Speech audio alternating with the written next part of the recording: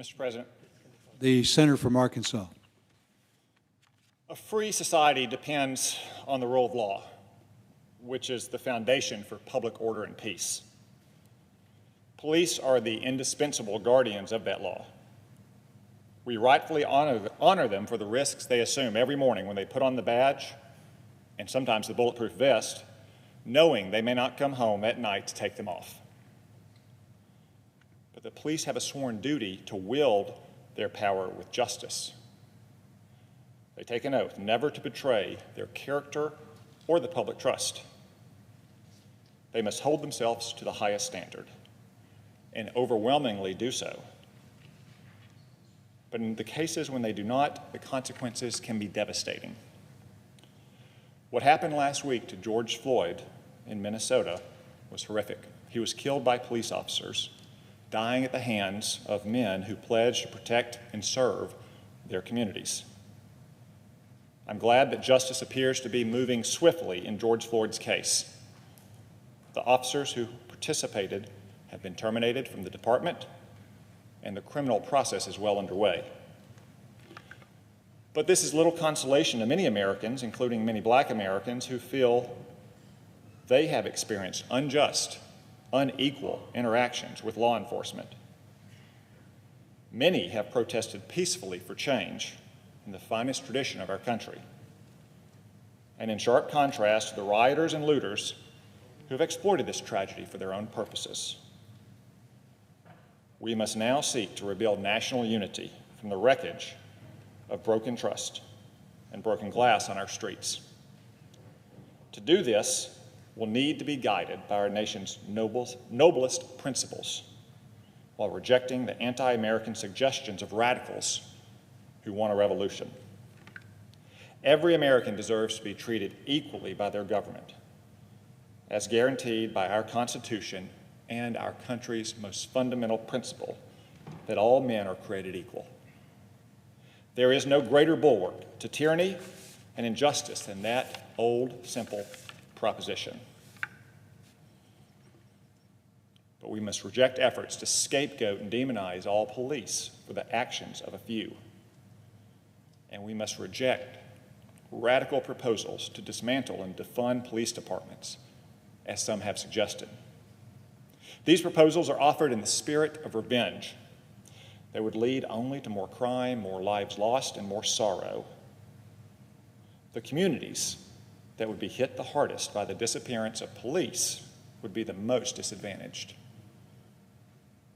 When police are understaffed and undertrained, there is greater risk of mistakes and misconduct, not to mention higher rates of crime. By contrast, a well-staffed, well-trained, and well-respected force is a blessing to its community and a scourge to criminals who threaten it. Defunding the police would be deadly. It isn't a solution, but an insult to good officers and a new threat to law-abiding citizens. Americans are not blind to injustice. We all understand the hard work that's needed to repair trust in this country. But defunding the police is not the answer. We need the rule of law and equal justice under law. We need them both. I urge my colleagues to join with us in passing this resolution, which calls for justice for George Floyd and other victims of excessive use of force, while also honoring the law enforcement officers who keep us safe. Therefore, Mr. President, I ask unanimous consent that the Senate proceed to the immediate consideration of a resolution that is at the desk, calling for justice for George Floyd and opposing calls to defund the police. I further ask unanimous consent the resolution be agreed to, the preamble be agreed to, and that the motions to reconsider and be considered made and laid upon the table with no intervening action or debate. Is there objection? Reserving the right to object, and I will. The Democratic leader is recognized. Mr. President, there are millions of people in America marching in the streets to reform our police practices, to ask for equality, to ask for racial justice. We have seen in the savage death of George Floyd we have seen with Breonna Taylor, Ahmaud Arbery, Eric Garner, and so many other instances that our police departments need real reform. There is a demand of Americans that we act, and act soon. The resolution my colleague offers is rhetoric, not action. And the great worry so many Americans have is that so many on the other side will feel rhetoric and then try to let this go away. We demand action, and we demand it now. Real action, not rhetoric, to reform our police departments in a fair and comprehensive way. That is what the Justice in Policing Act does. We need it on the floor now, as soon as the House passes it. Very few of us believe that Leader McConnell will put it on the floor, but we want him to. We demand he does. Again, the resolution by my friend will do nothing.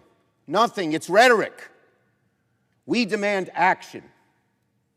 And so in a minute, I will be asking unanimous consent that the pending business, upon receipt of H.R. 20, the Justice in Policing Act of 2020, the pending business here in the Senate after it passes the House be that bill, so we're forced and required to debate it.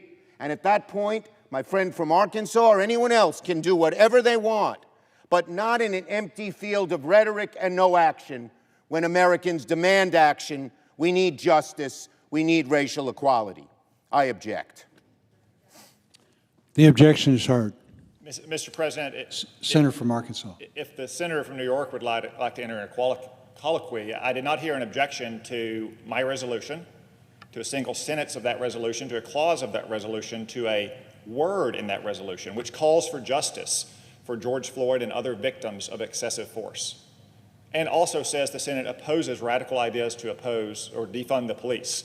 So if the senator from New York would like to explain to the Senate what part of that resolution he opposes and why he is objecting, I would be welcome to hear his answer.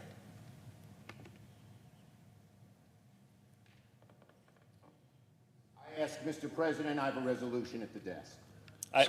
Reclaiming my time, I have not yielded the floor. Senator So I would just point out, let's be clear what's just happened here. We have a resolution. It is a couple pages long. The Democrats have had it for 24 hours. Until just moments ago, we had no indication that they planned to object or that they had any other contrary resolution. We have heard objection from the senator from New York, not to a single word of that resolution itself.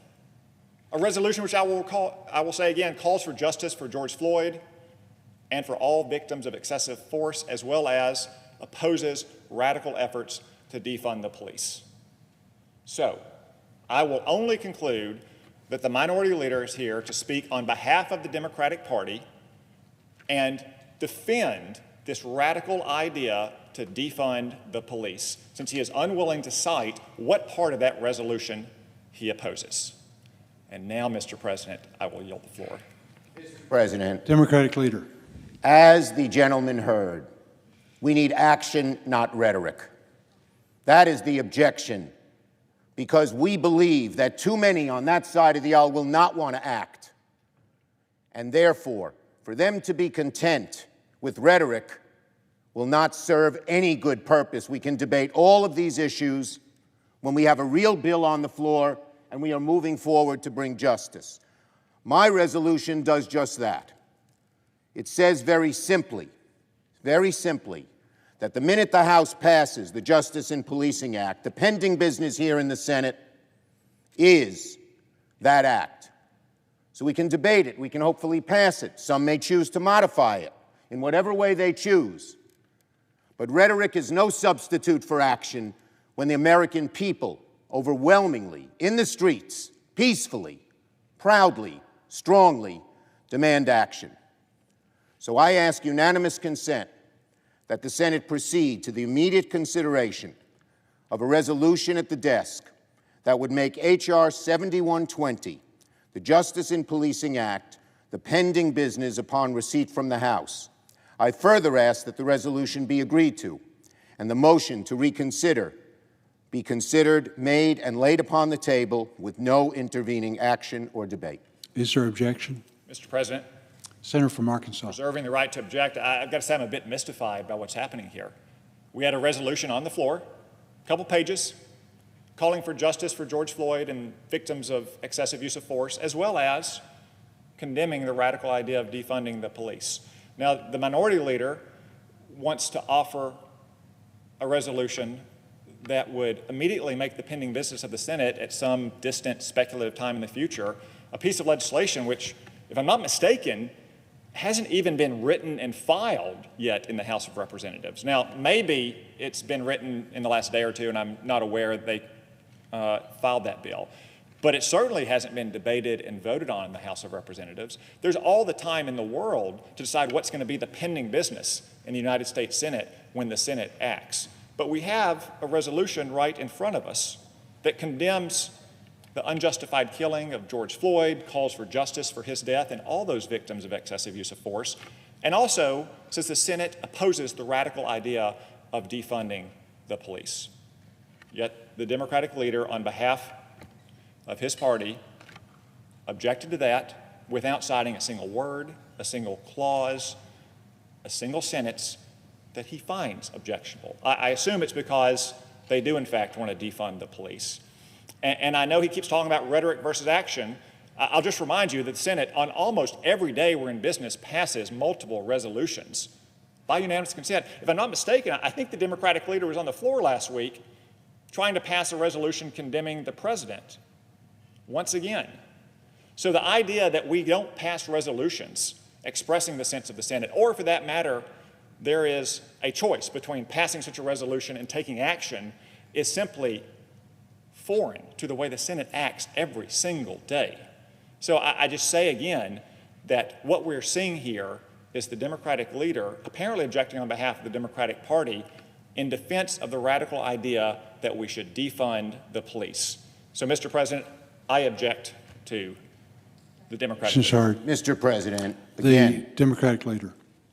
the gentleman from Arkansas has made my point. He talks about business as usual. This is not business as usual.